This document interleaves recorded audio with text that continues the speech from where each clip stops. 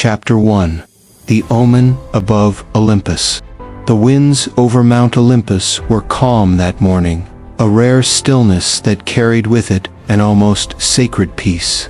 The marble halls of the gods gleamed in the sunlight, golden roofs catching the dawn like a crown upon the world. Yet even here, where immortals laughed and feasted, a shadow was preparing to fall.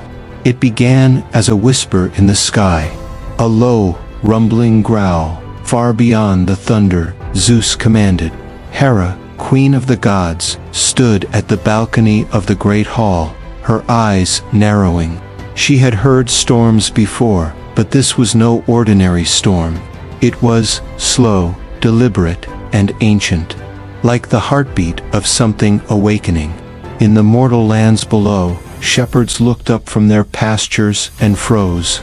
The clouds were not white, not gray, but a seething black-red, swirling like the blood of the earth itself. Forks of lightning danced across the heavens, yet they carried no sound. Silence wrapped the world, a silence heavy enough to crush a man's soul. At the summit of Olympus, Zeus himself felt the change. The air was charged, thick, oppressive, as if the very sky strained under an unseen weight. His hand tightened on his scepter, the master bolt humming with restless energy. Hermes. Zeus called, his voice booming across the marble halls. The swift-footed messenger appeared in a blur, his winged sandals skimming the polished floors. "Yes, Father," Hermes asked, though his eyes flickered nervously to the horizon. "Fly to the edges of the earth. Tell me what approaches." Hermes saluted and vanished in a gust of wind. But even as he left, the light over Olympus dimmed. The sun itself seemed to recoil, its golden glow drained to a sickly pallor. That night, the omens grew worse. In the city of Delphi, the oracle screamed in her sleep, waking to find her prophecy already written in blood upon the temple walls. From the womb of earth shall rise her vengeance, clad in storms, crowned in serpents, to tear the In Crete, the sacred bulls stampeded into the sea and drowned themselves. In the north, rivers froze in midsummer, trapping fish in glittering prisons. And far to the east, fishermen swore they saw a shadow taller than mountains, striding beneath the waves. On Olympus, the gods gathered in the hall of the council. Apollo's lyre was silent, Athena's scrolls lay forgotten. Even Ares, god of war, sat with his jaw clenched, unease flickering in his eyes. "This is the work of Typhon," murmured Demeter, her voice trembling like dry leaves. The name fell upon the hall like a curse. Few among the younger gods had heard it spoken aloud. Typhon, the storm giant, the father of monsters, the last and greatest child of Gaia. His birth had shaken the very foundations of the cosmos. His breath was fire, his arms could stretch across continents, and from his shoulders sprouted 100 serpentine heads, each speaking in a different voice, hissing, roaring, shrieking in languages older than the earth itself. Gaia had birthed him in the age before Olympus ruled, to destroy the tyrants who had imprisoned her Titan children. But Typhon had been cast down by Zeus in a battle that split the seas and blackened the sky for years. He had been sealed deep within Tartarus, chained beneath mountains no mortal could name. Yet, if the omens were true, the chains had begun to break. Hermes returned at dawn, pale and breathless. "I flew to the farthest reaches," he said, his voice shaking. "And I saw it, the clouds parting for something that should not exist, a shadow rising from the horizon, its head among the stars. The ground shakes when it moves." "Typhon," Zeus growled, the name tasting like ash. Hera stood beside him, her eyes like steel. "If Gaia has freed him, then your reign is in peril." my husband. You barely defeated him once. And you are not what you were in the first war. Zeus's gaze hardened. Then I will become what I must be. But even as he spoke, the storm outside the hall intensified. Thunder cracked across the heavens, but it was not Zeus's doing. It was deeper, harsher, as if the very bones of the world were breaking. A sudden tremor rippled through Olympus, rattling the golden goblets and sending a shower of dust from the vaulted ceiling. In the mortal world below, mountains split and rivers changed course overnight. Farmers saw the soil in their fields boil as if from hidden fire. That night, Zeus dreamed. He stood on an empty plain beneath a starless sky. In the distance, a figure emerged from the darkness, impossibly tall, each step shaking the ground. The closer it came, the more monstrous it became. Legs like pillars of molten rock, arms as wide as valleys, and from its shoulders sprouted a writhing crown of snakeheads, each with eyes that burned. The voice that came from it was not one voice, but a chorus of them, 100 serpents speaking as one. You bound me once, Skylord. You will not bind me again. The age of the gods ends. Zeus woke with his sheets clinging to him, his hands trembling. He knew then that this was no mere vision. Typhon was awake. By morning, the world had changed. Storms swept the seas in endless cycles, tossing ships like toys. Volcanoes erupted in distant lands, their ash dimming the sun. The cries of strange beasts echoed from deep forests where no beast should live. On Olympus, Athena met Zeus in the war chamber. If Typhon rises, it will not be your throne alone that falls. The very order of the cosmos will unravel. The Titans will return, and chaos will rule the heavens. Zeus looked to the master bolt, feeling its power hum in his palm. Then we fight. We will call every god, every spirit, loyal to Olympus. The war to end all wars begins now. But far beneath the crust of the world, in the black pit of Tartarus, the father of monsters was already clawing his way upward. Chains, forged in the first age of the world, snapped like twigs beneath his fury. His eyes burned with a hatred that had waited eons to be unleashed. And as the ground split open and the skies bled fire, the prophecy began. Chapter 2: Gaia's Wrath. Far beneath the blooming fields and glittering seas of the mortal world, deeper than any cave or chasm, the roots of the earth trembled. In the primeval darkness of her dwelling, Gaia, mother of all, stirred from her centuries-long slumber. Her voice, when it came, was like the grinding of tectonic plates, ancient, slow, and immeasurably vast. She had watched the rise of Olympus with bitterness. She had endured the chains her children bore. Titans shackled in Tartarus, giants scattered to the winds, monsters hunted and slain. Each death, each prison stone, was an insult carved into her being. Gaia's anger was not sudden. It was patient, deep as bedrock. The reign of the Olympians had been built on the corpses of her children. And now, as she felt the balance of the world tip under the weight of arrogance, her rage blossomed into resolve. She whispered into the cracks of the earth, into the molten rivers beneath mountains, into the hollow bones of the oldest beasts. Her words seeped into the darkness where Typhon lay bound. The giant stirred. His prison had been forged in the aftermath of his first war with Zeus. Chains made of adamantine, hammered by Hephaestus himself, anchored in the roots of the world. Above him, an entire mountain range had been dropped like a lid upon a jar, sealing him in eternal darkness. Yet Gaia's whispers were a chisel to that stone. "My son," she said, her voice a caress and a command. They have forgotten their place. The Skylord struts upon his throne, thinking himself eternal. Rise, Typhon. Tear his kingdom down. Typhon's eyes opened, twin furnaces blazing in the dark. His body uncoiled, each movement shaking the earth above.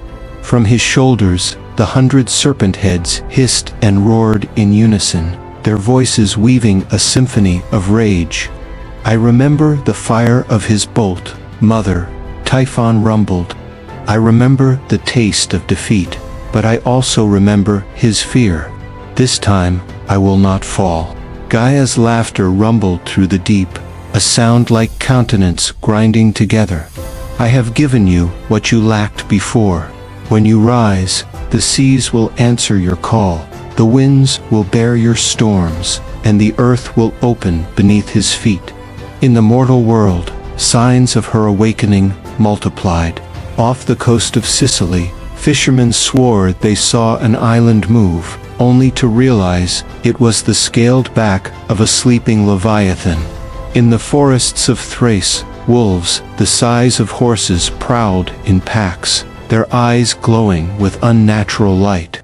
Rivers boiled, then froze within the same hour, and the moon sometimes bled red before vanishing entirely from the sky. Priests in distant temples tore their robes and prostrated themselves, knowing the balance between gods and earth had shifted. On Olympus, the council of gods was in disarray. Apollo's eyes were clouded with visions, he could barely speak aloud.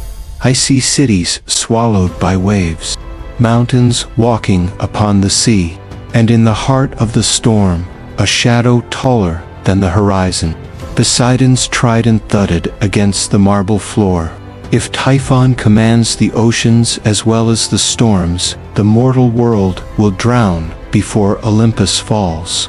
I will not stand idle while my domain is seized. Athena's gaze cut through the rising panic. We cannot win through brute force alone. Last time, even united, we nearly fell. This war will require cunning, traps, and alliances beyond Olympus. Beyond Olympus, Ares spat. You would ask aid from mortals, from creatures beneath us. Athena met his glare without flinching. I would ask aid from anyone who wishes to live. Meanwhile, in the underworld, Hades sat upon his throne of obsidian, listening to the distant rumble above. Cerberus lay restless at his feet, 3 heads growling in low, uncertain tones. A shadow moved at the edge of the throne room, and from it stepped Nyx, the primordial goddess of night. Her presence swallowed light, her eyes like twin black stars. You feel it, Lord of the Dead, she said softly. The earth awakens against the sky. Helios's fingers tightened on the arms of his throne. If Typhon rises, souls will flood my gates faster than the rivers can carry them. Yet I will not march at Zeus's side without reason. Nyx's smile was sharp as a blade. Then perhaps you should march for your own. Typhon's wrath will not stop at Olympus. He will unmake the underworld as easily as the sky. Far below, Typhon's bonds cracked. Lava bled from the fractures, sizzling against the adamantine links. Each heartbeat was an earthquake. The 100 serpents upon his shoulders sang to Gaia, their voices blending into a war chant older than language. With a final, deafening roar, Typhon rose to his full height, shattering the chains like frost beneath the sun. The mountains above groaned, split, and collapsed into the churning pit, revealing the giant's monstrous form to the open air for the first time in an age. The sky darkened instantly. Storm clouds swirled into a vortex above his head, lightning leaping from one serpent mouth to another. His shadow stretched for miles, swallowing valleys, forests, and seas. Gaia's voice echoed across the world. Go, my son. Burn the sky. Break the throne. And Typhon began to walk. Each step left a crater, each breath birthed a gale. The winds howled his name across the continents, carrying fear into the hearts of gods and mortals alike. The war had begun. Chapter 3: The Call to Arms. Thunder shook Olympus, not from Zeus's will, but from the march of Typhon, far to the south. The clouds were black with unnatural lightning, twisting and writhing, like serpents that mirrored the 100 heads on the monster's shoulders. From his high throne, Zeus looked out over the world, and for the first time in an age, felt the weight of dread pressing on his chest. Hera stood beside him, her eyes hard. "You waited too long. He is free now." Zeus's jaw tightened. He should have remained beneath Etna until the end of time. The chains were forged to last eternity. "They were forged by gods," Hera said sharply. "But this war will not be won by gods alone." The gathering of Olympus, the great bronze doors to the council hall swung open, and the Olympians assembled. Poseidon's sea-blue eyes were stormy, his trident sparking with saltwater spray. Athena's armor gleamed, the plumes of her helm whispering in the windless air. Apollo and Artemis entered together. The sun and moon united, their divine light straining against the growing darkness outside. Ares came last, his red-plated armor splattered not with blood, but with the dust of distant battlefields. "If it is war, then let it be war. I have waited long for an enemy worthy of my spear." Zeus stood and let his voice roll like a thunderclap. Typhon marches toward Greece. Already, villages in Libya and Crete lie in ruins. He grows stronger with each step, feeding on fire, storm, and sea. We cannot face him divided. Poseidon slammed his trident into the marble floor. "Then call every power, divine, mortal, or otherwise, to our side. My armies of the deep will rise, but even that may not be enough." Athena nodded. "We must also rally the demigods, the ancient heroes, and the creatures who still remember their oaths to Olympus." Hermes, ever quick to smile, even in grim times, spread his wings. "Then I will carry the summons. No place in the world is beyond my reach." Zeus held up his hand, lightning dancing between his fingers. "Go then, swift one. Let every ally know. The earth shakes, the sky calls, and the hour has come." The messenger's flight. Hermes flew east to the coasts of Asia Minor, where the descendants of Perseus still ruled from fortresses of white stone. He found them at the training grounds, their bronze spears flashing in the sun. "To arms," he cried. "The father of monsters rises. Your blood is of heroes. Now prove it again." In the high mountains of Thessaly, Artemis walked silently among the hunters who worshipped her name. Their bows were carved from you, older than any mortal king. She placed her hand on the shoulder of their leader, a woman whose eyes glinted like the stars.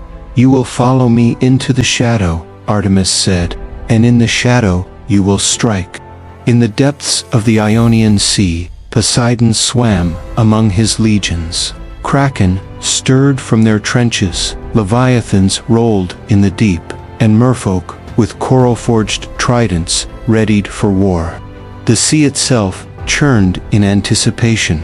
The reluctant ally, yet not all who were summoned, came willingly. In the underworld, Hades received Zeus's call with a cold silence. Cerberus's 3 heads lifted, each growl echoing like distant thunder. "My domain is not Olympus," Hades said at last. "But if Typhon shatters the balance, the flood of restless dead will drown my gates. For that alone, I will fight." From the shadows, Nyx watched, her expression unreadable. "Then we march together, Lord of the Dead. Night itself will cloak your armies. Signs and portents. As the summons spread, the world itself seemed to hold its breath. In the deserts of Egypt, the Sphinx turned her gaze toward the horizon, sensing a storm older than her riddles. In the forests of the north, giants awoke from their frost-bound dreams, rumbling in languages forgotten by man. Mortals prayed at every altar, but the omens were grim. Blood fell with the rain in Mycenae. In Delphi, the oracle screamed in her sleep, whispering a prophecy that would not end. The sky will fall to the earth will drink the sea will swallow the fire, and only the last breath of lightning. The War Council. On the eve before battle, the gathered host filled the plains below Olympus. Mortal kings pitched their tents beside demigods, their banners snapping in the wind. Centaurs, satyrs, and winged pegasi mingled with the armored hoplites. The gods descended among them, their presence stirring awe and terror alike. Athena walked the campfires, offering strategy to kings. Ares tested the spears of young warriors, snapping the weak and praising the strong. Zeus stood before them all, his voice rolling like a storm front. Tomorrow, we face not a mere beast, but the wrath of the earth herself, given form and fury. Typhon is destruction made flesh. But we are Olympus. We are the fire in the sky, the law of the world, the shield against chaos, and we do not break. The host roared in answer, 1,000 voices rising to meet the thunder. Typhon's approach, but even as courage burned in the hearts of the assembled, the horizon burned with a darker fire. From the south came a wall of storm clouds, swallowing the moon. Lightning writhed in patterns no mortal storm could shape, illuminating the towering silhouette of Typhon. Each step was a drumbeat of doom. The ground shuddered. The air reeked of molten stone. In the heart of the storm, the 100 serpents on his shoulders hissed in a chorus of hunger. The gods looked to Zeus, and Zeus raised his arm, calling the first bolt of the war. Chapter 4. Clash of the Skies. The first bolt fell from Zeus's hand like a fragment of the sun. It split the night in two, tearing open the clouds and striking the earth before Typhon's feet. The blast carved a smoking crater into the plains of Arcadia, sending a shockwave that knocked warriors from their feet. But Typhon did not stop. The 100 serpent heads on his shoulders shrieked in defiance, each mouth dripping fire and venom. His massive arms, each the size of a mountain ridge, swung upward, and in his clawed hands he gathered storm and flame. The sky becomes a battlefield. Zeus rose into the air, carried by the winds of Olympus. His eyes blazed white, his robe snapping in the gale. Below, Poseidon's voice boomed across the field as he summoned walls of water from the Aegean to shield the mortal armies.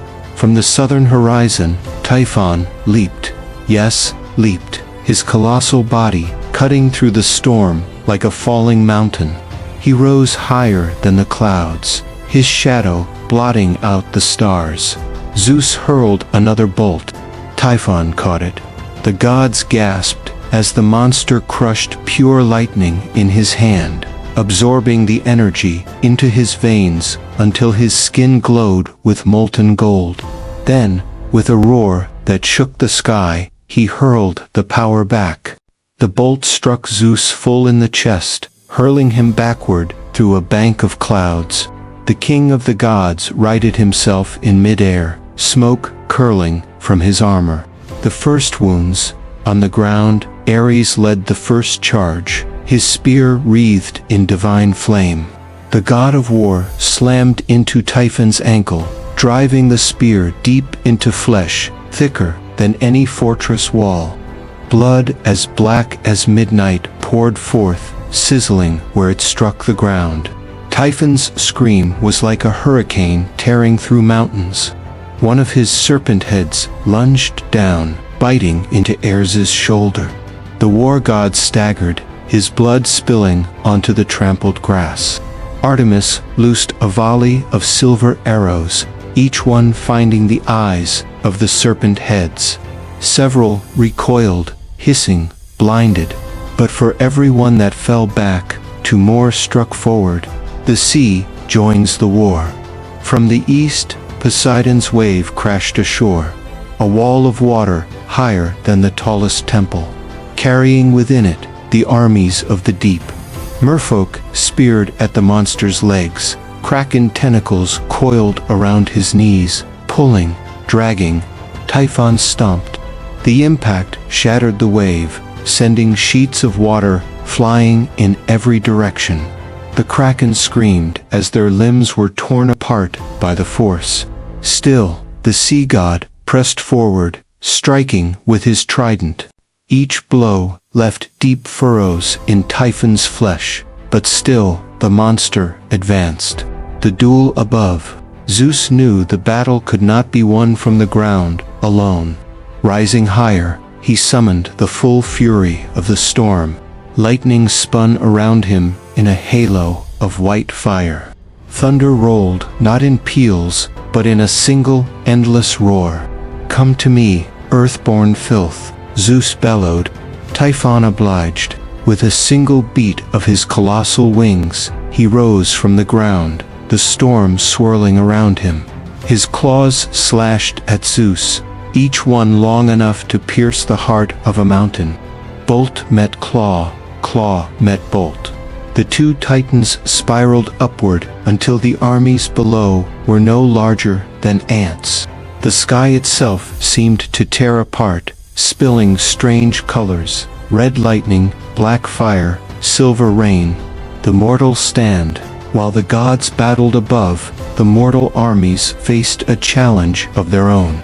Even without Typhon's full attention, the serpent heads lashed down at them, swallowing entire phalanxes whole. The Spartan king, Leonidas II, rallied his men, planting his spear into the ground. "Hold the line. We stand for all Greece." Beside him, the Amazon queen, Penthesilea, fought like a whirlwind, her curved blade slicing through scales and sinew. The mortals could not hope to kill Typhon, but they could keep the monster's focus divided. The turning of the storm. After hours locked in the sky, Zeus saw his chance. Typhon's left wing faltered, torn by the blasts of Apollo's golden arrows from below. The king of gods gathered all his strength into a single bolt, one he had not unleashed since the Titanomachi.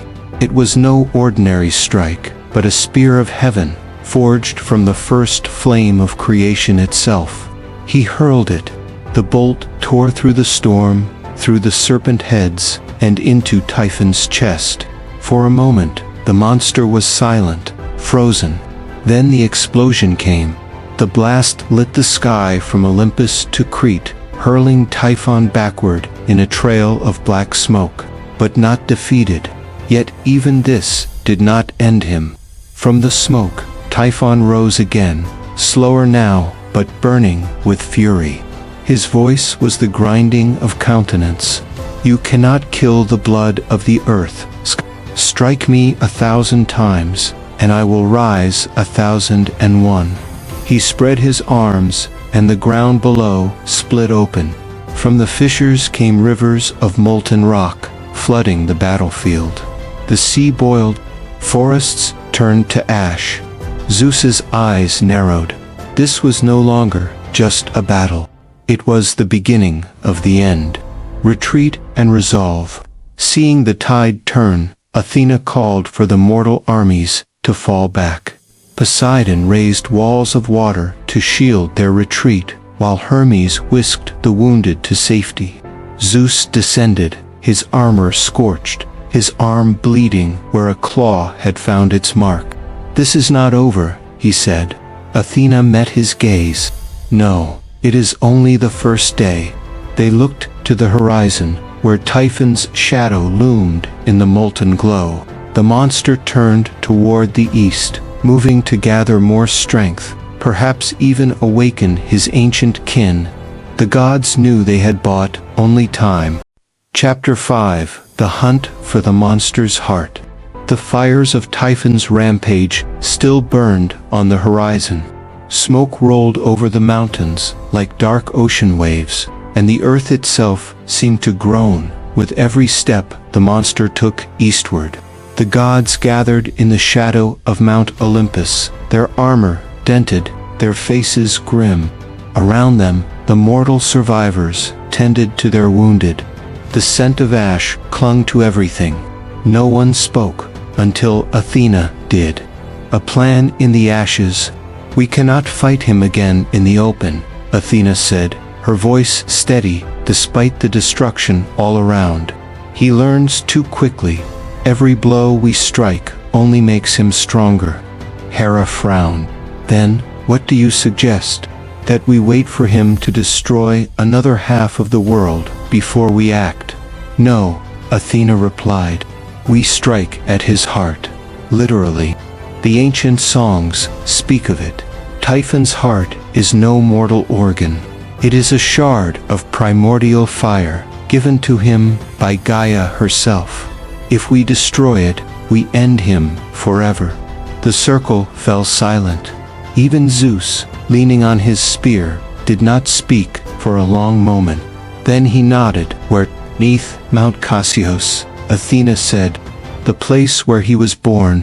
It is said that there, at the deepest point of the underworld's roots, his heart beats when he rests." The risk of the journey. Hermes raised an eyebrow. "You mean to send us into the very lair of the father of monsters? You do remember the last time someone tried. We still haven't found their bones." "This will not be a mortal venture," Athena said. "Only the strongest of us will go. And only with a blessing from the Moirai, the fates themselves." Zeus looked to the horizon, where lightning still flashed in the distance. Typhon's own storms tearing across the Aegean. He moves toward the lands of the east. That will give us perhaps 3 days before he returns to replenish his strength at Cassia. We must be faster. Choosing the hunters. From among the gods, 6 stepped forward. Zeus, to bear the spear of heaven. Athena, for her cunning and the shield Aegis. Apollo, with the sunbow, to pierce the darkness. Ares, to wield raw strength and fury. Hermes, swift enough to outrun the collapse of the earth itself. Hecate, mistress of shadow and flame, to guide them through the deep. Poseidon offered his aid, but Athena shook her head. "If you leave the seas unguarded, Typhon may destroy the coasts unopposed. We need you here." The blessing of the Moirai, the path to the fates, lay beyond the mortal realm, through a hidden river that ran backward in time. Guided by Hecate's torches, the 6 crossed into the land where night and day do not exist, only the eternal spinning of the thread of life. The Moirai awaited them in a cavern of black marble, their eyes glowing like stars seen through water. Clotho, who spins the thread, spoke first. "You seek to cut the thread of a god-blooded beast," she said. "The scissors of Atropos will not touch him unless you strike when the heart is bared." "How will we find such a moment?" Zeus asked. Lachesis, who measures the thread, smiled faintly. "You will not find it, you will make it." Atropos, who cuts, held out a silver shard. "Drive this into the heart when the fire within falters. But know this, if you miss, he will devour you whole, and your names will be forgotten." The descent, the road to Mount Casios, was like stepping into another world. The air grew hotter with each mile. The ground beneath their feet became black glass. Strange beasts followed them from the shadows, creatures that had not walked the earth since the first dawn. At the foot of the mountain, a cavern yawned open like the mouth of a god. From within came the steady, echoing beat of a heart, deep and slow. They entered. The walls pulsed faintly with red light, as though the mountain itself were alive. The deeper they went, the louder the heart's beat became. Every few steps, tremors shook the stone, sending dust and shards falling from the ceiling. The guardian. Halfway down, the tunnel widened into a massive chamber, and there, blocking the way, lay a creature of living magma and stone. Its body was shaped like a lion, but its head was nothing but a whirl of fire, and in its molten chest burned a smaller, faster-beating heart. "This is no mere beast," Hecate whispered. "This is the Heart Warden. It was born when Typhon's own blood fell on the stones." The warden roared, the sound like an avalanche mixed with a thunderclap, and lunged. Ares met it head-on, his spear shattering against the warden's chest. Apollo's arrows hissed in the molten air, striking deep but melting almost instantly. It was Athena who found the opening, calling for Hermes to distract it. She rolled beneath its lunging body and drove her blade into the base of its spine. The warden screamed, collapsing into a pile of cooling rock. The heart of the monster. Past the warden's corpse lay the final descent. The air here was so hot it burned the skin of even the gods. The sound of the heartbeat was deafening now, echoing in their bones. At last they emerged into the chamber. It was vast, larger than any temple, with walls of molten stone. In the center hung the heart of Typhon, suspended in chains of gold thicker than trees. It glowed with a fire that seemed to come from the dawn of creation itself. Athena stepped forward, but before she could raise her weapon, the heart shuddered. A ripple of power rolled through the chamber. "He knows we're here," Hermes said quietly. The shadow of Typhon. From the darkness beyond the chamber's edge, a shape began to form. Not the full body of Typhon, but a shadow of him, drawn from the power of the... Even as an echo, it towered above them, its serpent heads writhing, its claws scraping the molten floor. Zeus readied the spear of heaven. "Hold him. Give me the opening." The battle erupted in an instant. Ares locked the shadow's claws in a grapple. Apollo's arrows struck its eyes. Hecate's flames wrapped around its neck. Still, it pushed forward, each blow shaking the chains that held the heart. Athena shouted, "Now!" Zeus hurled the spear, but at the last moment, the shadow shifted, and the spear glanced off the chains instead of the heart. The chains shattered. The heart began to fall, and from the sound of the mountain above, so did Typhon's true body begin to awaken. Chapter 6. The Awakening of the Storm God's Doom. The chains snapped like lightning-struck trees. The glowing heart plummeted toward the molten floor, and with it came a tremor so violent that even the gods staggered. From far above, through layers of rock and fire, a roar tore down the tunnels, a roar that carried the weight of mountains and the fury of storms. Typhon was waking, the heart in freefall. Hermes moved first, a golden blur across the chamber. He dove for the heart, his sandals trailing sparks, and caught it in midair. The moment his hands touched it, he screamed, not in pain, but in shock. "It's alive!" he gasped. The heart beat against his palms like a captured beast, each pulse sending shockwaves through the air. "Athena!"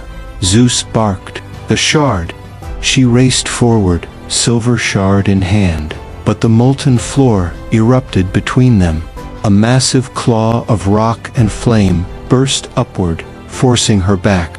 The shadow they had fought before had returned, larger, stronger, now tethered directly to the heart. The shadow's last stand. Apollo loosed a flurry of arrows, each one glowing with the power of the sun. They struck the shadow's chest and exploded into searing light, forcing it to recoil. Ares charged in with a broken spear haft, using it like a club to beat the shadow backward. Hermes, still clutching the heart, leaped over the fight toward Athena, but the heart's power was seeping into him. His speed faltered. His movements became erratic, as if the heart's rhythm was controlling his body. Hermes, Athena shouted, "Don't let it in." Typhon's arrival. The air changed. The heat intensified until even divine skin blistered. The heartbeat grew so loud that it drowned out the clash of weapons. Then the roof of the chamber split apart. Through the gap poured molten stone and a blinding light. A shadow blotted out the rift, and then a head, the size of a temple, forced its way inside. Typhon. Only part of him fit into the chamber, but even that was enough to make the ground quake and the air burn. His eyes, swirling with storms, locked on the heart. When he spoke, the words were like thunder and avalanche combined. "Thieves! The battle against a god."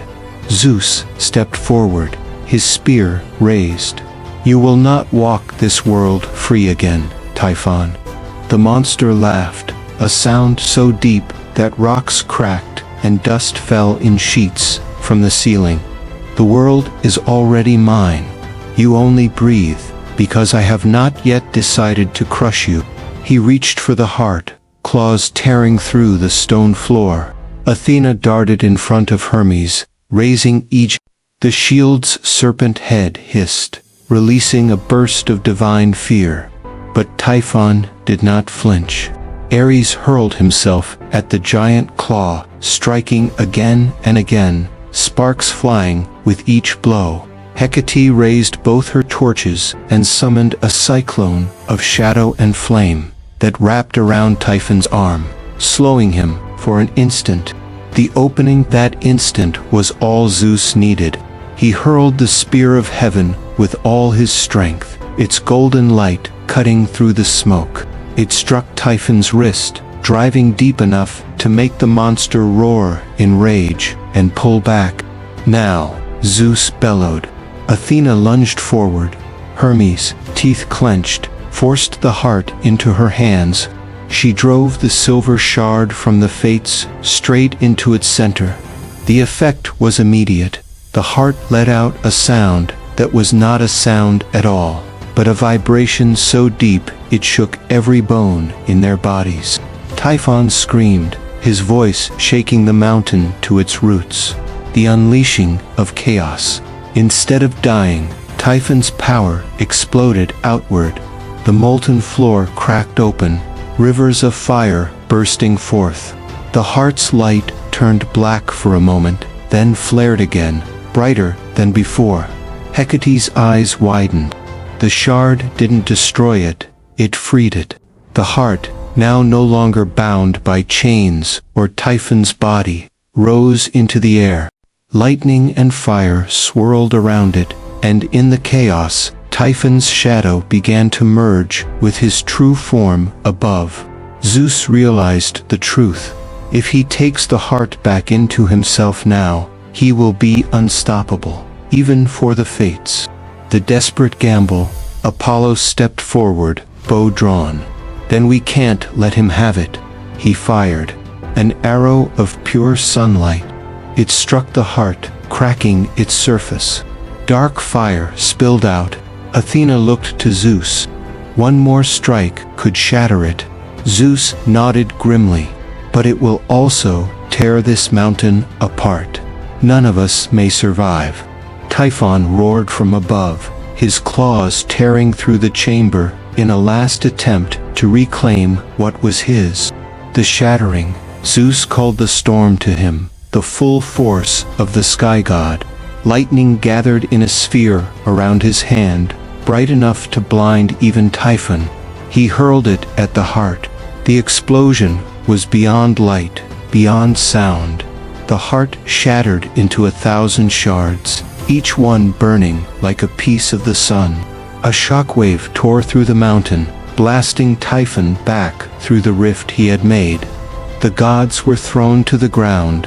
The chamber walls began to collapse, rivers of molten stone rushing in from every side. The aftermath in darkness, when the dust cleared, the heart was gone, utterly destroyed. The rift above had sealed, and Typhon's roars were distant now, echoing from far beyond the mountain. The 6 gods lay battered and burned, but alive. Athena rose first, leaning on her spear. We have wounded him deeply, but he still walks the world. And now, she glanced toward the tunnel where they had entered, her face grim. He will come for vengeance. Zeus looked to the dark horizon through the cracks in the rock.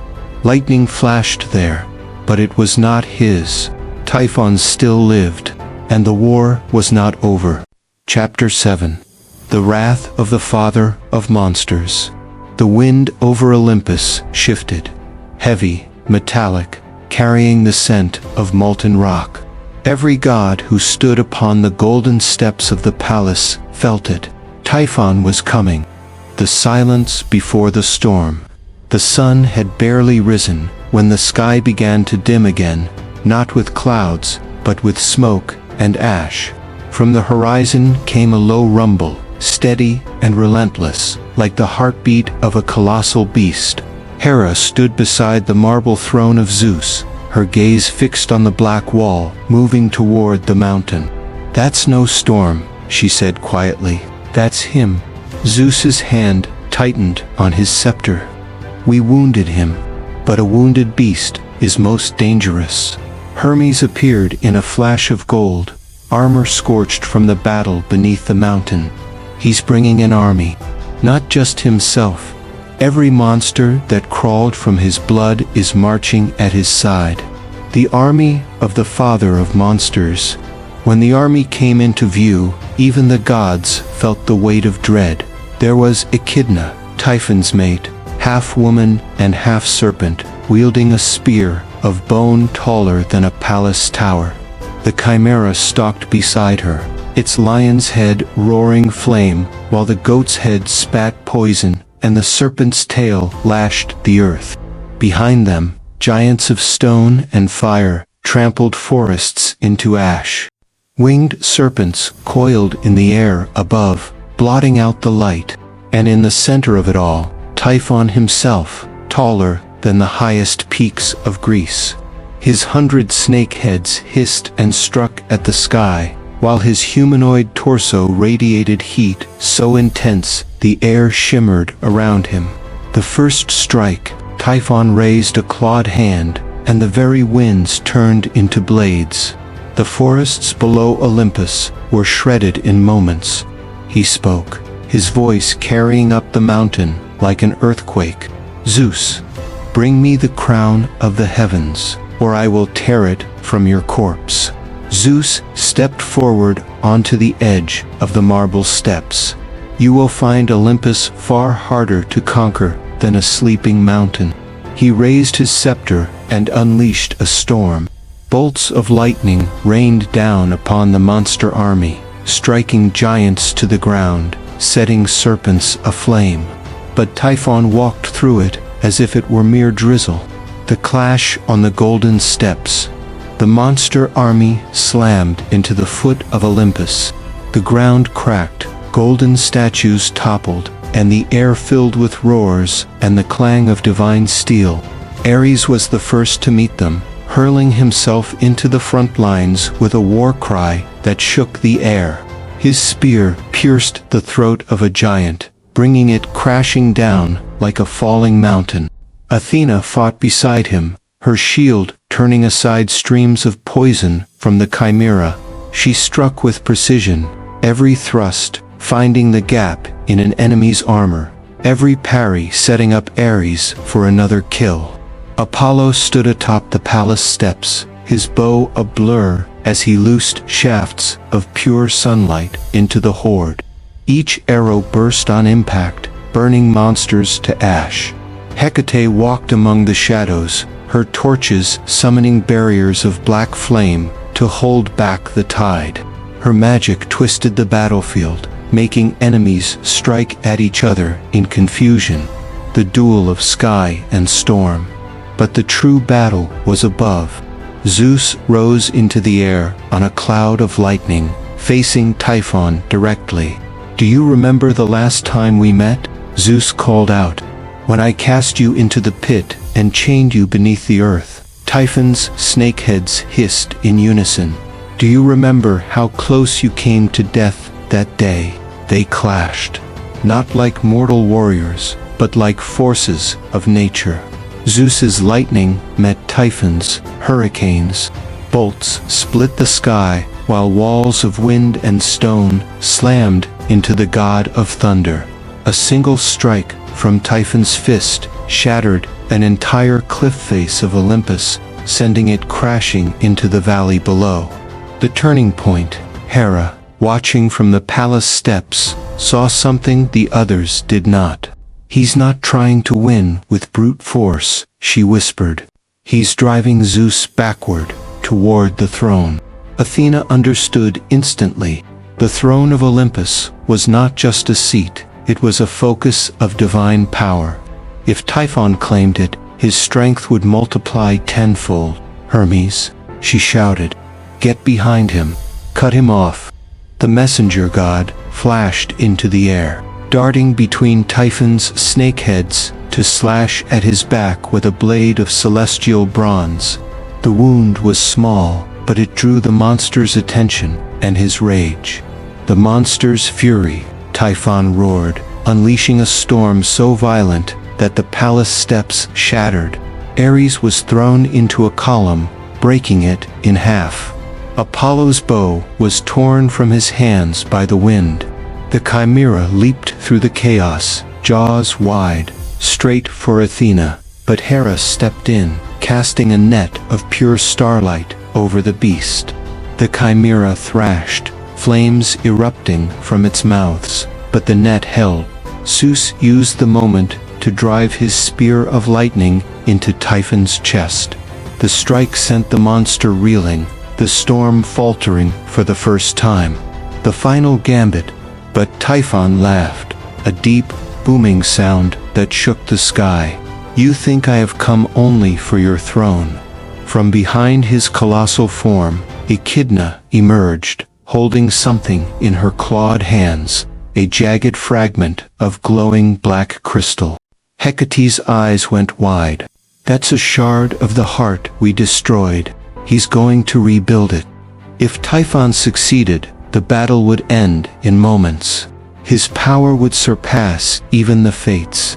The charge, Ares, bloodied but unbroken, roared in defiance and charged toward Echidna. Athena followed, shield raised, while Hermes flashed between enemy ranks to intercept her path. Apollo, weaponless, took up a fallen spear and hurled it with all his strength. It struck Echidna's arm, forcing her to drop the shard. But before anyone could claim it, Typhon's claw closed around the fragment. Lightning split the sky. Storm winds tore the air apart. The shard began to sink into his chest, merging with his flesh. Zeus saw only one chance. He hurled himself forward, scepter blazing brighter than the sun, and struck Typhon square in the chest. The explosion that followed swallowed the battlefield in white light. When the glare faded, the golden steps were cracked and blackened. The monster army lay in ruins. Typhon himself stood wounded, smoke rising from his chest. But the shard was gone, and his eyes burned with something far worse than rage. "This is not the end, Zeus," he growled. "This is the beginning." With a final roar, Typhon vanished into a whirlwind of smoke and fire, retreating into the depths of the world. Chapter 8: The Siege of the Mortal World. The golden halls of Olympus still trembled from the battle when the first screams reached the mountain. They were not the cries of gods, but of mortals. The smoke on the horizon. From the edge of the palace steps, Hermes spotted it first. Columns of black smoke rising from the plains of Thessaly. Zeus stepped forward, his jaw tightening. He's not coming for us, not yet. He's coming for them. Athena's brow furrowed. He means to break us by slaughtering our worshippers. Without their prayers, our strength will wither. Hera's voice was low, grim.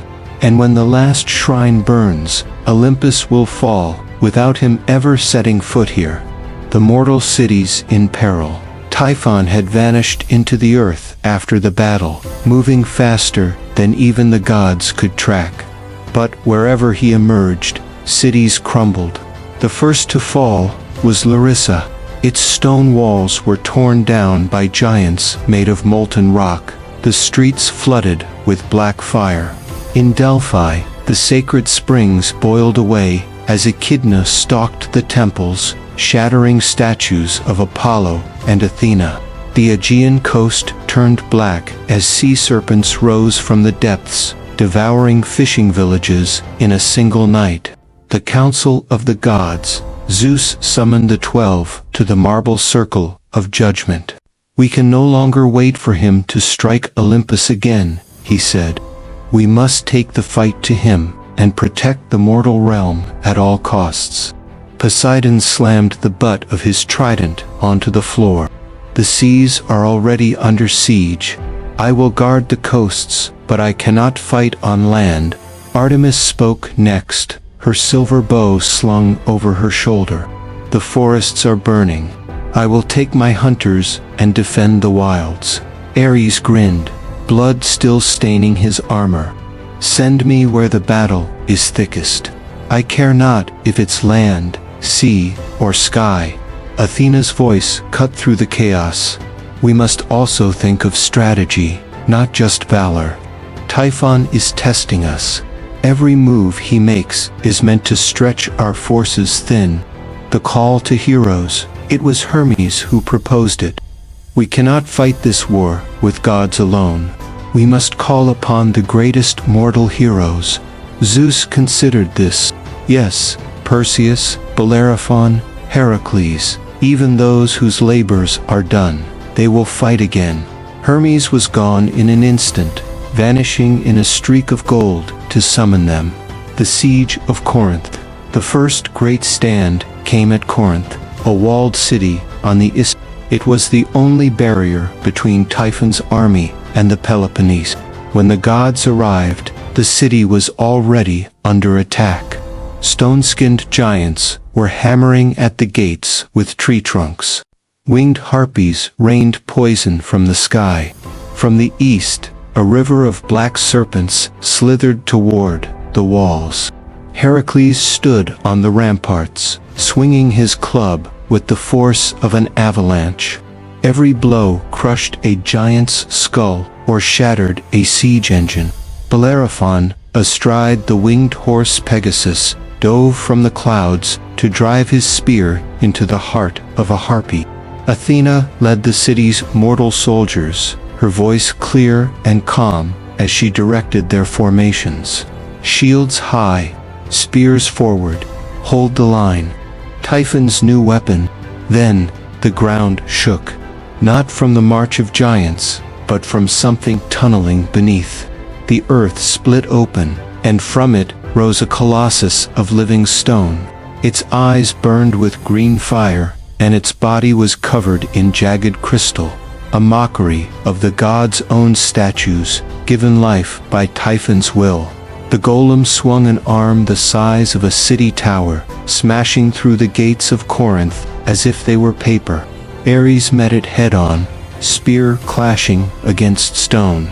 But the golem was relentless, each strike sending shockwaves through the streets. The turning of the battle. It was Bellerophon who saw the weakness. The crystals, they're feeding it power. Pegasus wheeled through the smoke as the hero dived toward the creature's back, driving his spear into the largest crystal. It shattered with a blinding flash, and the golem froze mid-strike. Heracles seized the moment, leaping onto the monster's arm and smashing its head into rubble with his club. The giants roared in panic, their morale breaking as the gods and heroes surged forward. Within hours, the siege was broken, the cost of victory. But the victory was not without loss. Half of Corinth lay in ruins. Hundreds of mortals lay dead in the streets. Heracles leaned on his club, sweat and blood mixing on his brow. If this is only the beginning, we will have no cities left to save. Athena looked toward the horizon, where the sky burned red. It is not just about the cities. He is carving a path toward something greater. The whisper of the fates. That night, as the gods rested, 3 cloaked figures appeared at the edge of the camp. The Moirai, the fates themselves. Clotho spoke first, her voice like the rustle of 1,000 threads. You cannot win this war by defending alone. Lachesis stepped forward, eyes gleaming with the reflection of countless possible futures. Typhon seeks the heart of Gaia. If he finds it, the world will be his to unmake. Atropos, holding the shears of ending, said only one thing before they vanished into the darkness. You must strike before the moon is full. The decision, at dawn, Zeus gathered the gods. The fates have spoken. We will take the war to Typhon himself. Find him before the moon is full, or all is lost. Ares grinned. At last, the hunt begins. Hermes, already tracing routes across the map, looked to Athena. Then we'll need a plan worthy of gods and heroes alike. Athena met Zeus's gaze. We'll have one, but we must be ready for what awaits us. Typhon will not be hiding in the shadows this time. He will be waiting, and somewhere beneath the earth, in a cavern lit by rivers of molten stone, Typhon's laughter rolled like distant thunder. Chapter 9. The Hunt for the Heart of Gaia. The moon was a silver shard in the dark sky when Zeus stood before the war council. The gods, the heroes, and the last mortal commanders gathered around the great map of the world. The cities were burning, the seas churned with monsters, and the mountains shook. Typhon was on the move, but the fates had given them a single path to victory. Find the heart of Gaia before he did. The heart of Gaia. Athena unfurled an ancient scroll from the library of Alexandria. The heart of Gaia, she explained, is the first stone of creation, the seed from which the earth was formed. It beats like a heart, and its pulse nourishes the land, the seas, and the skies. If Typhon claims it, he can reshape the world into a realm of monsters. Hermes traced his finger along the map. According to the scrolls, it lies far beneath the roots of Mount Etna, in a cavern older than the gods themselves. Poseidon's voice was deep and wary. Etna is no mere mountain. It is the tomb of old titans, and the prison of things too terrible for daylight. Choosing the hunters, Zeus knew they could not send all their forces. The mortal world still needed defenders. I will go, Athena said without hesitation. This quest is as much strategy as strength. Ares slammed his fist on the table. If there's fighting to be done, I'll be there. Hermes smirked. And someone has to get you both in and out alive. That would be me. From the mortal ranks, Heracles stepped forward. I've slain lions, hydras, and giants. This will be no different. Bellerophon tightened his grip on his spear. Pegasus can fly us across the world faster than Typhon can crawl. Zeus looked at them. 5 champions of divine and mortal blood. Then go. But know this, if you fail, there will be no Olympus left to return to, into the underworld's edge. The journey began at dawn. Pegasus carried Bellerophon and Hermes through the skies, scouting ahead for danger. Ares and Heracles marched across rocky plains, their armor glinting in the sun. Athena led them all, her mind already calculating every possible trap. When they reached Sicily, the sky was choked with smoke from Etna's peak. Rivers of lava crawled down its sides, hissing as they met the sea. The ground trembled with the heartbeat of the mountain. "This is no natural eruption," Athena murmured. "He's already close." The gate of ash, at the mountain's base, they found it.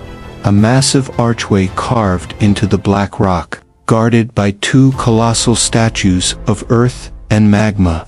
Their eyes glowed like molten iron. As the group approached, the statues moved, stepping down from their pedestals with thunderous cracks. Ares grinned and drew his spear. Finally, the guardians attacked with swings of their molten fists, each blow splattering the ground with liquid fire.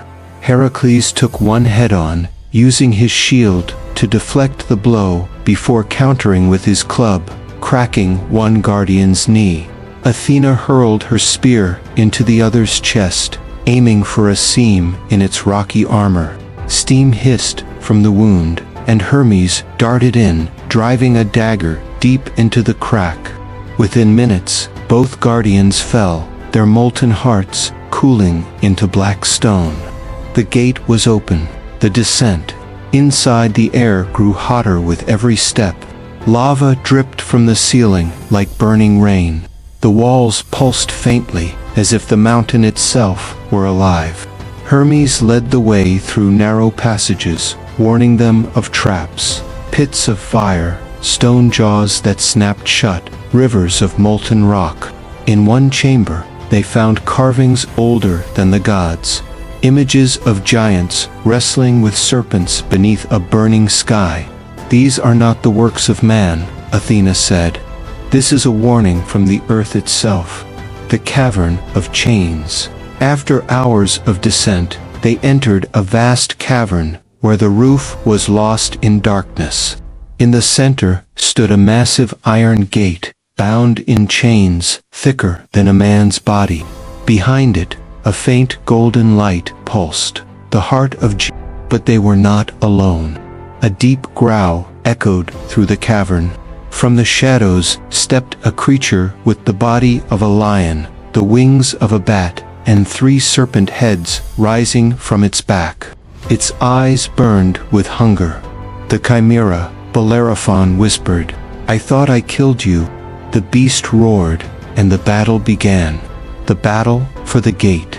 The Chimera struck first, a jet of fire scorching the ground. Heracles charged in, blocking the flames with his shield, while Ares circled to flank. Bellerophon took to the air on Pegasus, diving in to strike the serpent heads. One hissed and lunged, nearly unseating him. Athena threw her shield into the beast's eyes, blinding it for a moment. Hermes took the chance to slip past, darting toward the chains around the gate. The Chimera, sensing his movement, lashed out, but Heracles caught its tail and wrenched it aside, slamming the monster into the cavern wall. Breaking the seal, while the others held the beast at bay, Hermes examined the chains. "These aren't just metal, they're bound with spells older than Olympus." Athena joined him, tracing the runes. "They're Titan magic. Only force and wisdom combined can break them." On her mark, Heracles smashed the first chain, while Athena spoke an incantation. The iron links exploded in sparks. Ares tore the second apart with a roar. Hermes unlocked the final one with a twist of his dagger. The gate creaked open, and the golden light of the heart filled the cavern. Typhon arrives. But before they could claim it, the mountain itself shook violently. The lava rivers boiled higher, and the ceiling split open. From the fissure above, a massive claw descended, black as night, tipped with talons the size of spears. Typhon's voice rolled like thunder. "You think to steal from me?" His head, one of many, all serpentine, lowered into the cavern, eyes glowing with hatred. "The heart belongs to the true children of The hunters stood their ground, weapons ready. Athena's voice was steady. Then come and take it. The battle for the heart of Gaia had begun. Chapter 10. The Clash Beneath the Mountain. The cavern shook as Typhon's colossal form descended through the fissure. His body scraped the stone walls, serpents writhing from his shoulders, each head hissing with venomous hunger. Lava splattered from his claws as they gripped the cavern floor. The gods had fought giants, titans, and beasts, but Typhon's presence felt like standing in the shadow of the end of the world, the roar that shook the earth. Typhon's voice was a storm and an earthquake in one. You dare defy me in my mother's womb, he bellowed, the sound rattling armor and loosening stalactites from the ceiling. Ares snarled, planting his spear. I've been waiting to cut you down since the first battle. Typhon's central serpent head hissed, you are ants with delusions of godhood. Then, without warning, he struck. The first blow, a claw swiped across the cavern, sending Heracles flying into the wall with bone-cracking force. Bellerophon dove on Pegasus, thrusting his spear toward Typhon's eye, but a serpent head snapped the weapon in half and nearly tore Pegasus from the sky. Athena called out, spread out. Don't give him one target. Hermes darted across the battlefield, blades flashing, cutting at the thick tendons in Typhon's ankles.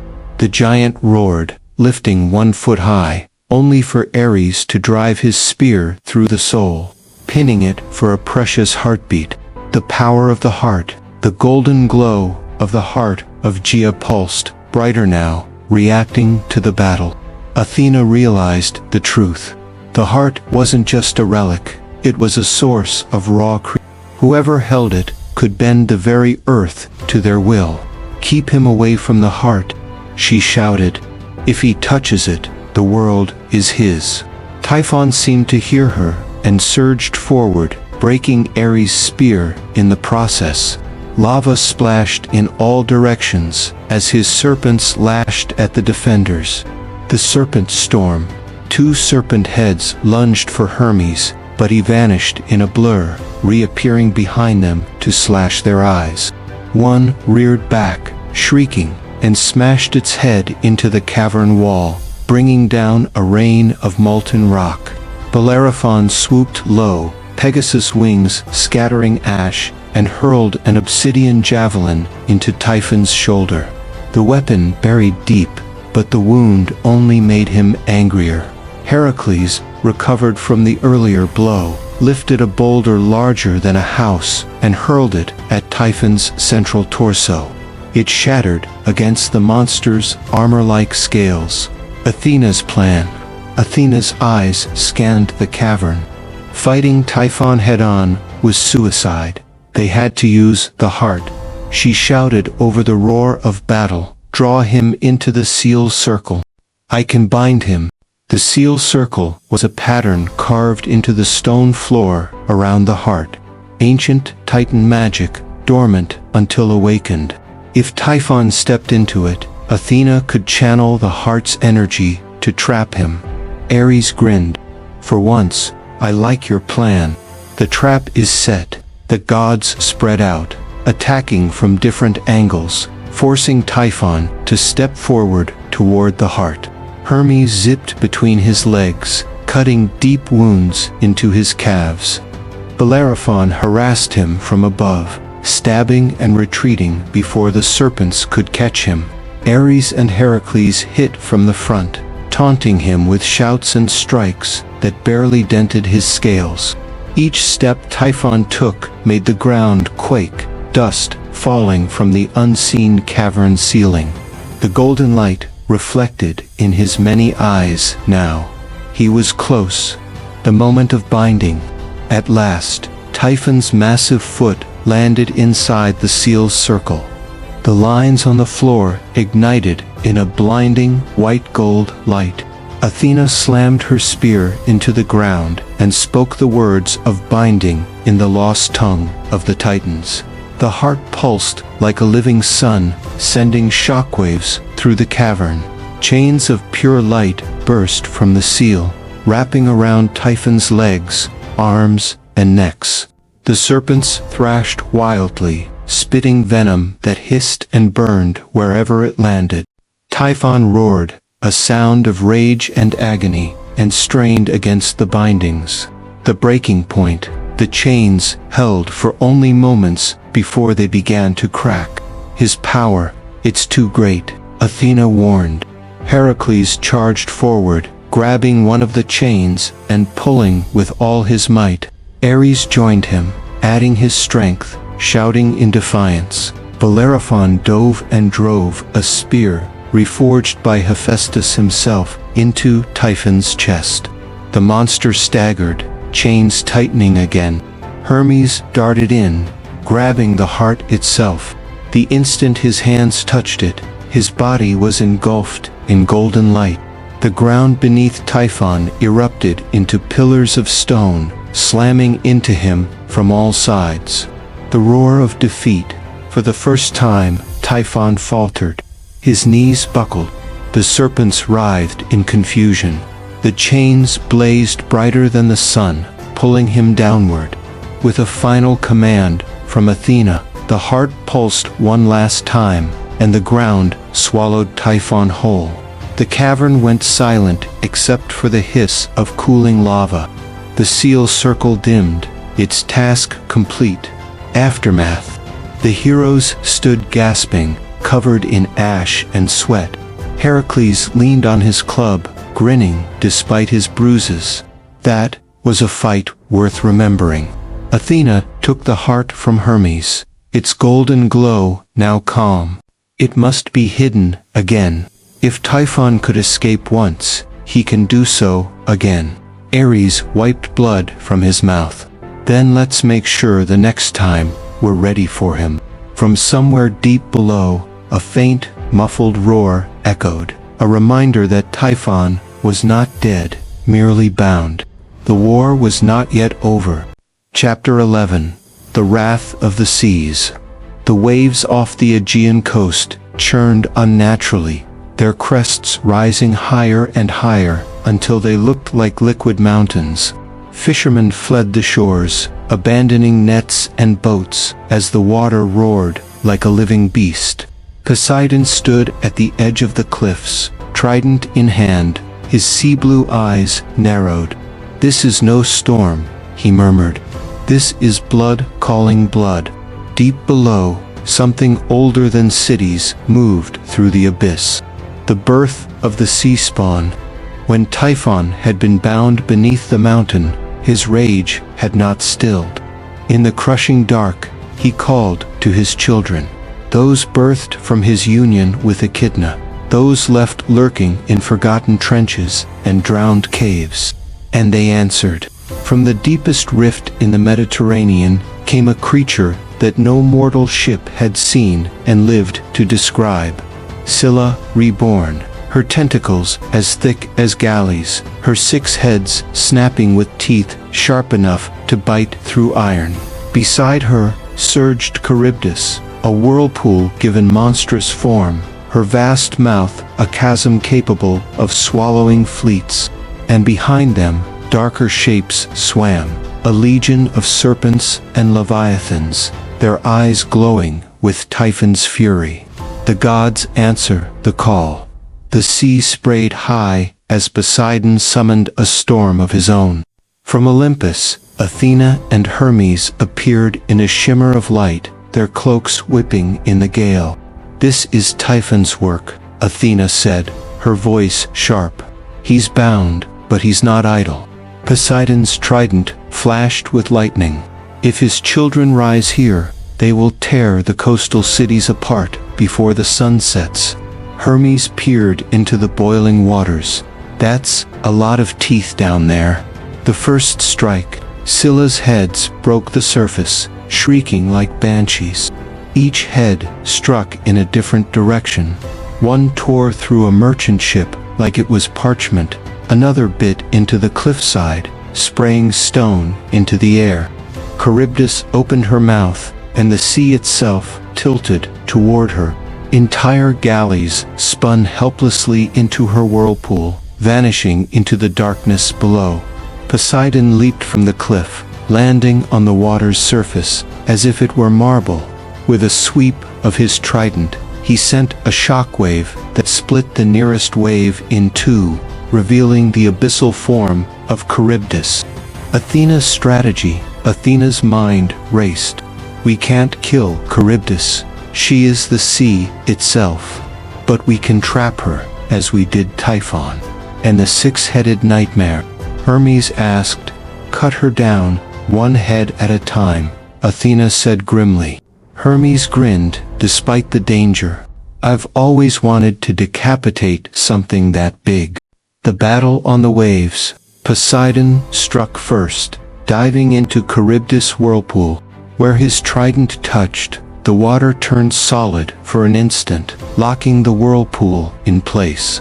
Charybdis howled in frustration, shaking the sea floor.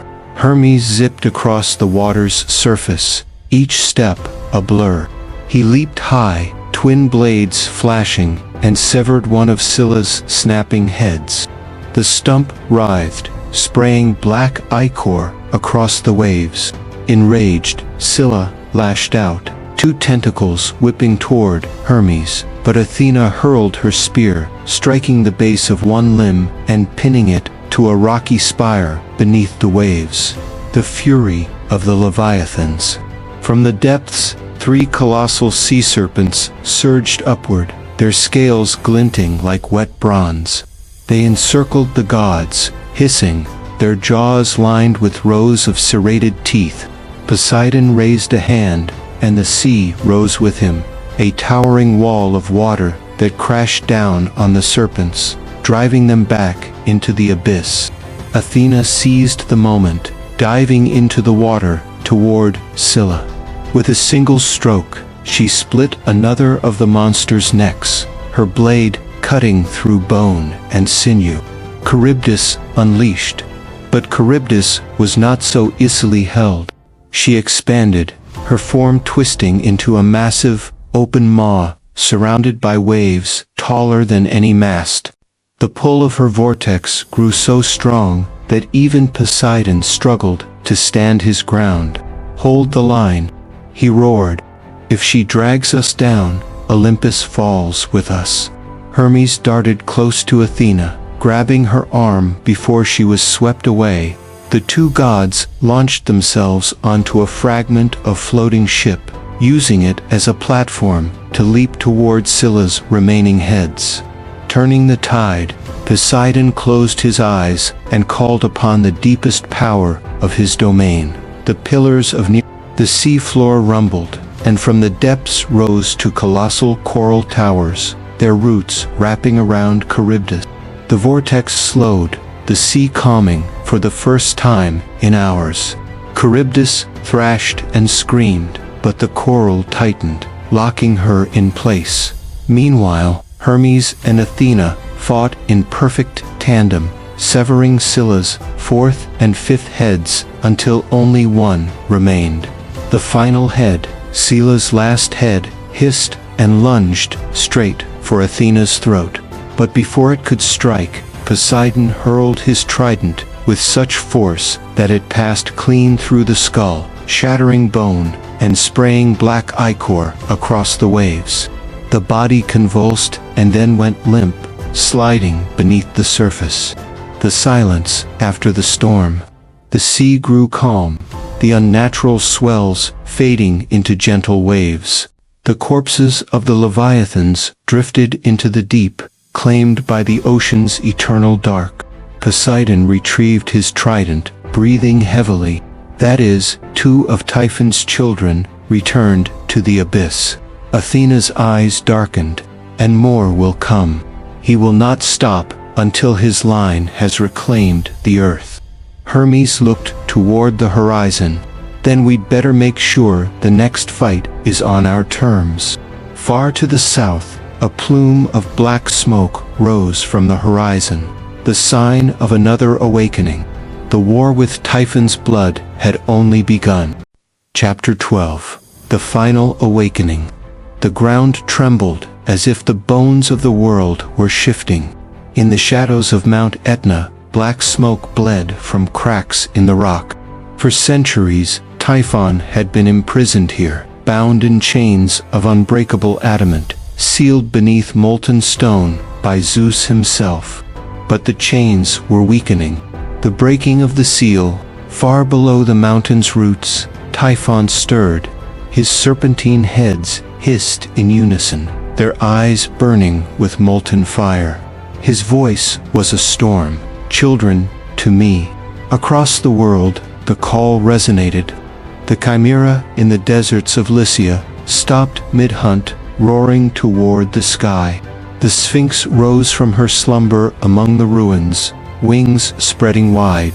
From the black forests of Tartarus, the shadowed shapes of giants and drakes began their long march.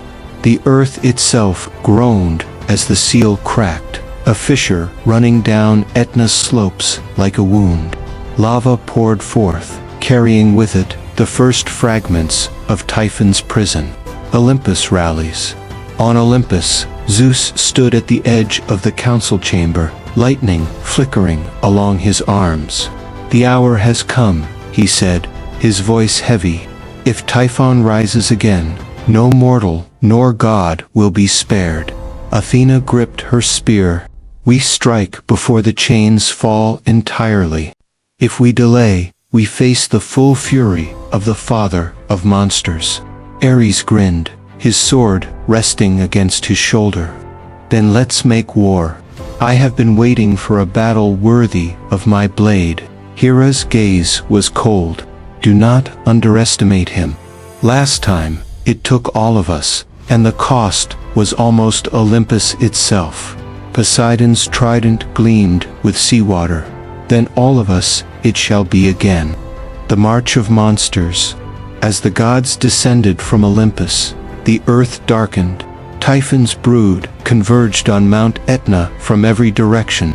Cerberus bounding from the gates of Hades, the Hydra sliding from its swamp, Orthrus, the two-headed hound, racing across the plains. Above them, harpies filled the sky, their screams drowning out the wind. From the eastern deserts, the Lamia slithered, her hunger for flesh unending. It was a convergence of nightmares, all answering the call of their father. The first clash, the slopes of Etna, became a battlefield. Ares met the Chimera head-on, his shield ringing as the beast's lion head roared fire. With a swing of his sword, he severed its serpent tail, but the goat head lunged forward, biting deep into his shoulder. Athena drove her spear into the Sphinx's flank, her shield deflecting the riddle-born magic the creature hurled at her. Poseidon raised tidal waves from the nearby coast, crashing them onto the harpies and drakes, swarming overhead. Hermes darted between monsters, slashing tendons, striking eyes, never staying in one place long enough for jaws to close around him. The chains break. Deep below, Typhon's eyes snapped open. The last chain snapped with a sound like the shattering of the sky itself. The mountain erupted. A column of fire and stone shot into the heavens, blotting out the sun, and from it rose Typhon, taller than the mountain itself. His torso a colossus of muscle, his lower body a writhing storm of serpents. His wings blotted the horizon, each beat sending shockwaves through the air. His voice thundered, "Olympus, your age ends now." The storm of battle. Zeus descended in a blaze of lightning, meeting Typhon's gaze without flinching. "Once I cast you down, I will do so again." Typhon's laugh was like breaking stone. "You were younger then, King of Thunder. Now, you are mine." The two collided in a storm that tore the clouds apart. Lightning met molten fire. Each strike shattered peaks, each roar split the air. Below, the gods fought desperately to keep Typhon's brood from overwhelming them. Hera commanded the winds, scattering the harpies. Artemis rained silver arrows from the sky, felling drakes by the dozen. Hephaestus unleashed war machines forged in secret, their bronze bodies crushing monsters underfoot. The turning point. But Typhon was winning. With a single strike, he drove Zeus into the mountainside, the thunder god's blood sizzling against molten stone. Athena shouted, "We must sever his strength." She pointed to the writhing serpents that made up his lower body, each one a vessel of his power. Poseidon summoned a tsunami that crashed into Typhon's base, staggering him. Hermes darted forward, blades flashing, severing serpent after serpent, while Artemis's arrows found their marks. With each cut, Typhon roared in pain, his movements slowing.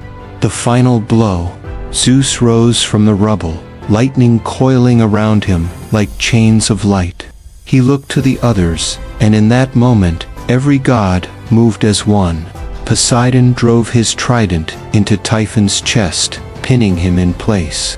Athena's spear struck his throat. Ares' sword plunged into his heart. And Zeus, with a final, deafening cry, unleashed a bolt so fierce it split the sky. A blast that tore through Typhon's skull and erupted from the other side in a storm of fire and light. The giant staggered, his serpents writhing madly, and then he fell, crashing into the earth with a sound like the end of the world. Aftermath. The battlefield was silent, save for the crackle of fading flames. The surviving monsters fled into the wilds, their father's call gone. Zeus stood over Typhon's fallen body. This time, we bury him deeper, where no call will ever reach him again. With the combined power of all Olympus, they opened a chasm at the world's edge, casting Typhon's body into it. The earth sealed, and the sea rose over it, hiding the prison beneath eternal waves. The war was over. For now, Athena looked to the horizon. His brood will scatter, but they will not vanish. One day, their whispers may rise again. Zeus nodded. Then we will be ready. Far away, in the deepest trench of the ocean, a single serpent opened its glowing eyes. The legend was not over.